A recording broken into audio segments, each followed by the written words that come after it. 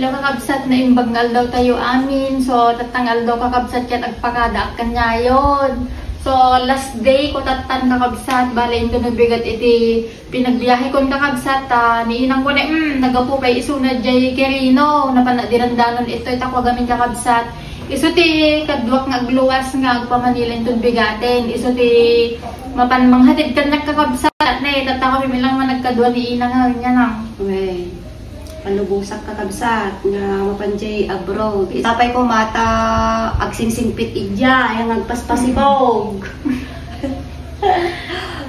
So nga kailangan kakabsat nga agubra talaga jay balaso taaw tapos jay para kadagiti pamilya. So sakbay ko nga dyan kakabsat kit handak ko mga liplipatan ti tao kay hanak tunay nga makablablagin ket sapay la ko maket at dalat at isuportahin no kanya kakabsat no mapanpanunod kong tumit iti agvlog di abroad ket no dan tumit ti oras ket aramidig met kakabsat.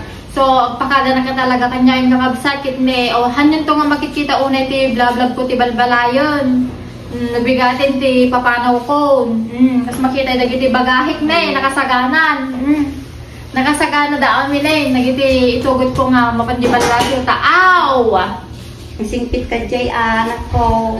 Nagsapol to braem. Ang nagsapol ti Asawa. kang nagpaspasikog ijay. Tabi ko magpasikog mi to bra mi jam brudmot. Kaya apan nakagubra. Kamu nga, ito makakakita ka jet ni Negro kada Amerikano. Hindi. Yawidan kayo ito na. Madi bis nagsapol kaan. So, adya lang kakabsat, kahit walang may i-update kada kayo nga last date ito yun di Pilipinas. Abangan nyo lahat kakabsat no, anyang abroad iti papanak.